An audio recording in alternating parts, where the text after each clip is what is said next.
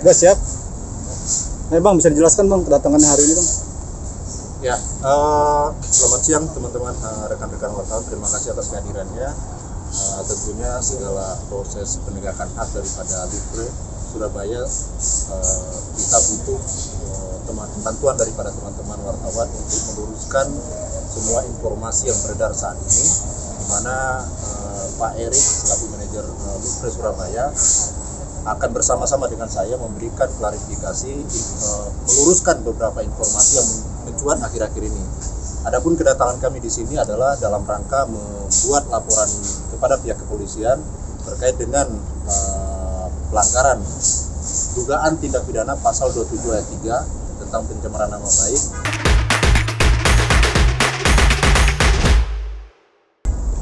Pasal 12 pasal 15 Undang-Undang Nomor 1 tahun 1946 terkait dengan berita hoax, di mana kami mendapatkan dan menerima satu berita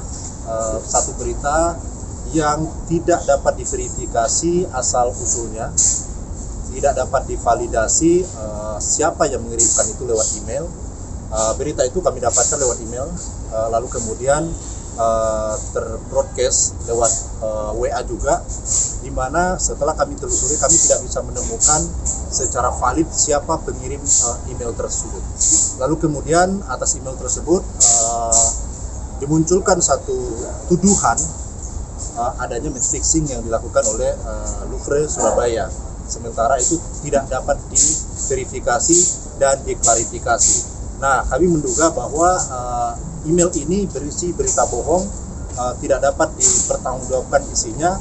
Cuman memang kami sangat menyayangkan berita ini, informasi ini dipergunakan sebagai dasar untuk membekukan klub Lufre Surabaya oleh PP Perbasi. Tentunya ini sangat disayangkan karena seharusnya dilakukan terlebih dahulu pembinaan, mendengar kedua belah pihak, mengumpulkan seluruh informasi-informasi yang dapat dipertanggungjawabkan secara hukum sehingga dapat diterima dengan valid sebagai informasi yang benar. Nah, yang terjadi malah tidak demikian. Ketika kami bertemu dengan audiensi dengan pihak PP Perbasi, klien kami, klub Lufre Surabaya, dicecar beberapa pertanyaan, mengklarifikasi beberapa informasi, di mana pada saat pertemuan tersebut klien kami tidak, di dalam undangan pada pertemuan itu tidak disebutkan agar klien kami membawa bukti-bukti, sehingga ketika kami sampai di dalam pertemuan dengan PP Perbasi, pengurus PP Perbasi, mereka menanyakan terkait data-data adanya match fixing itu, lalu kemudian juga terkait dengan masalah kode etik. Nah, sementara klien kami tidak membawa bukti-bukti pada saat itu. Nah, ini yang sangat kami sesalkan. Sementara pada saat itu juga dari pengurus PP Perbasi mencecar klien saya, di mana klien saya tidak bisa menyiapkan bukti-bukti yang ada. Karena undangannya kami kira hanya untuk audiensi biasa saja, tetapi ternyata klarifikasi banyak dokumen, banyak data yang mereka minta untuk ditunjukkan oleh klien kami. Nah, ini yang menjadi persoalan. Pada pertemuan itu kami berjanji bahwa kami akan datang kembali pada hari Senin kemarin untuk membawa bukti-bukti. Tetapi pada saat selesai pertemuan pada tanggal 23 Februari itu, pihak PP Perbasi sudah menyiapkan surat keputusan yang berisi tentang pembekuan klub Lufre Surabaya, sehingga tidak dapat beraktivitas, tidak dapat melakukan kompetisi, mengikuti kompetisi dan kegiatan-kegiatan lain di dalam perbasketan. Demikian. Terlapornya siapa ya? Terlapornya untuk sementara adalah ada nama di dalam email itu, namanya Alan, bet 188 ya, kalau nggak salah di situ. Nah, sementara terlapor lain akan kita buat dalam penyelidikan. Surat laporan baru mau. Oke, iya. Tuntutannya apa ya Pak? Tuntutannya yaitu tadi pasal 27 ayat 3 tentang pencemaran nama baik, karena informasi ini tidak dapat diverifikasi, sampai saat ini tidak dapat diverifikasi, tidak dapat dibuktikan kebenarannya, tetapi oleh pihak PP Perbasi menggunakan informasi tersebut sebagai bahan pertimbangan untuk menjatuhkan sanksi berupa pembekuan terhadap klub Lufre Surabaya. Apa ada tuntutan perdata itu Pak? Untuk tuntutan perdata, setelah kami mempelajari ADART-nya Perbasi, segala persoalan terkait dengan kesalahpahaman, sengketa, permasalahan yang terjadi di dalam PP Perbasi dan juga binaan-binaan Perbasi itu akan diselesaikan di Badan Arbitrase Olahraga, dan kami merencanakan untuk menyiapkan permohonan tuntutan melalui Bauri tersebut. Berarti yang terlapornya hanya satu individu ya Pak? Untuk sementara satu individu, tetapi akan berkembang nanti karena ini menyangkut pencemaran nama baik. Jadi siapa saja yang menggunakan informasi yang tidak dapat diverifikasi kebenarannya itu dapat diduga telah melakukan pencemaran nama baik dan menyebarkan berita hoax. Si Alan ini menyebarkan link di email. Mengirimkan berita di email itu dan juga telah diterima oleh PP Perbasi, dan juga klien kami juga sudah menerima, dan saya juga telah menerima informasi tersebut. Setelah saya klarifikasi kepada klien saya tidak dapat memastikan ini siapa, dari pihak mana, posisinya di dalam kompetisi atau liga itu seperti apa. Jadi kami tidak bisa memverifikasi itu, sehingga untuk mempertahankan hak daripada klien kami melakukan upaya hukum berupa laporan kepada pihak kepolisian. Bisa dijelaskan Pak, awal mula itu kesan dari si Alan itu muncul itu bagaimana itu? Jadi di dalam singkatnya di dalam informasi tersebut ada dugaan klien kami itu dituduh melakukan match fixing, betting, ya, dengan beberapa taruhan gitu ya. Sementara yang menjadi persoalan adalah ini siapa orang ini? Apakah dia memang pelaku betting, lalu kemudian karena mungkin kalah dia tidak terima, lalu kemudian mengembuskan berita hoax itu dan melakukan pencemaran nama baik terhadap klien kami. Dan kemarin katanya mau datang lagi, kemarin nggak ada alasan gitu. Jadi begini, seperti yang saya sampaikan tadi, yang namanya pembinaan kan tidak mungkin langsung dilakukan penjatuhan disiplin atau sanksi. Karena apa? Informasi yang kami dapatkan pada pertemuan tanggal 23 Februari, pihak PP Perbasi itu sedang melakukan investigasi. Artinya apa? Untuk mengumpulkan bukti-bukti yang valid dan dapat dipertanggungjawabkan secara hukum. Tetapi sementara itu berjalan, PP Perbasi sudah menjatuhkan sanksi berupa pembekuan. Berarti apa? Dasar daripada pembekuan itu ada sebuah informasi, sebuah data atau sebuah bukti yang sangat prematur. Belum dapat dibuktikan apakah itu tindak pidana atau apa, tetapi mereka telah menggunakan data itu, informasi itu sebagai bahan pertimbangan untuk membekukan klub Louvre Surabaya. Sehingga kami tidak perlu, karena sudah dijatuhkan sanksi pembekuan, lalu apa yang mau kita selesaikan lagi dengan PP Perbasi? Berarti apa? Ya sudah, kita melakukan proses hukum saja kalau seperti itu. Tadinya kami mengharap di dalam pertemuan pertama tanggal 23 Februari itu diklarifikasi, lalu kemudian apabila ada dokumen yang kurang, kan mereka menyuruh kami untuk membawa dokumen pada hari Senin kemarin.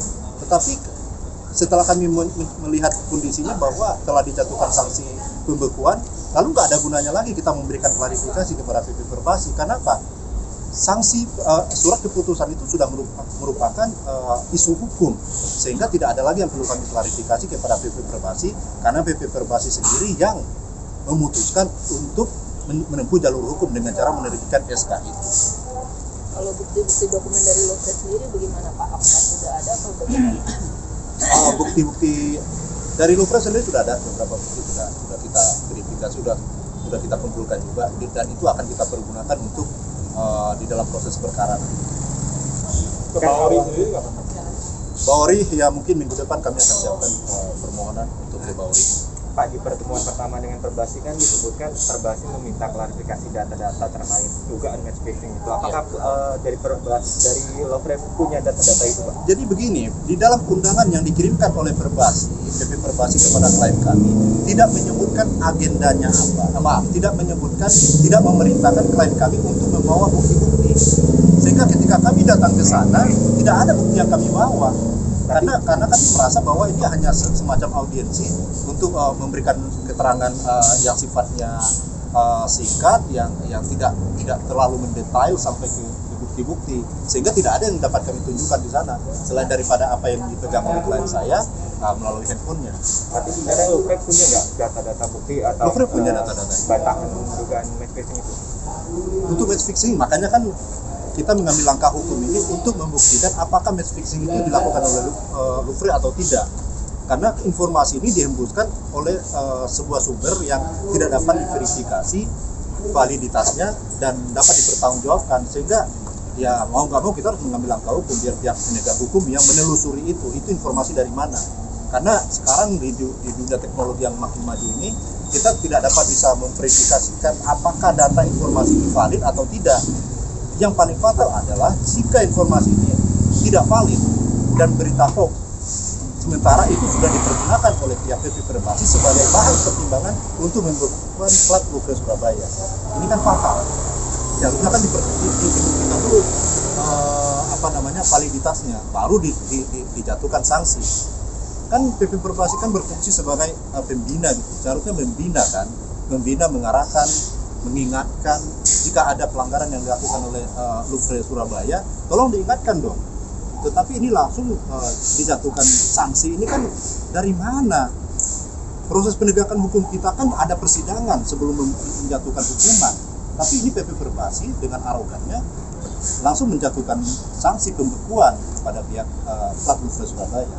Ke depan Louvre akan ada rencana berunding lagi dengan Perbasi nggak? Saya tegaskan ya, jika Louvre Surabaya tidak punya itikat baik menyelesaikan persoalan ini, maka kami tidak akan pernah datang menghadap kepada pihak PP Perbasi. Tetapi karena kami punya itikat baik untuk menyelesaikan, mengklarifikasi, meluruskan semua informasi yang beredar, maka kami datang pada waktu itu dalam undangan mereka.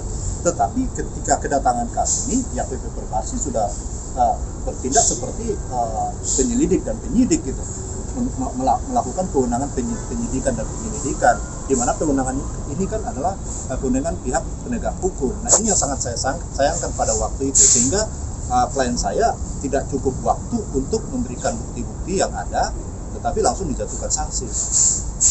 Tapi kalau misalnya PP Perbasi membuka diskusi kembali untuk musyawarah, kami sebenarnya siap saja. Tetapi perhatikan dulu SK itu, apakah bermanfaat SK itu, SK pembekuan itu bermanfaat untuk dalam rangka pembinaan plat Louvre Surabaya atau tidak. Seharusnya itu dicabut dulu, baru kita mulai untuk musyawarah kembali, bernegosiasi kembali. Kalau misalkan klien kami salah, ya sudah, tunjukkan salahnya di mana. Pasal mana yang dilanggar dalam ADART Perbasi, ketentuan mana yang dilanggar oleh klien kami, sebagaimana yang termuat di dalam anggaran dasar, anggaran rumah tangga Perbasi. Setelah saya menyelidiki, membaca, melihat ADART-nya Perbasi, tidak ada satupun pasal yang menjurus kepada dasar untuk melakukan pembekuan dan sanksi tindakan tegas kepada klien kami. Itu yang sangat saya sayangkan. Terima kasih sudah menonton. Jangan lupa like, komen, subscribe, dan share konten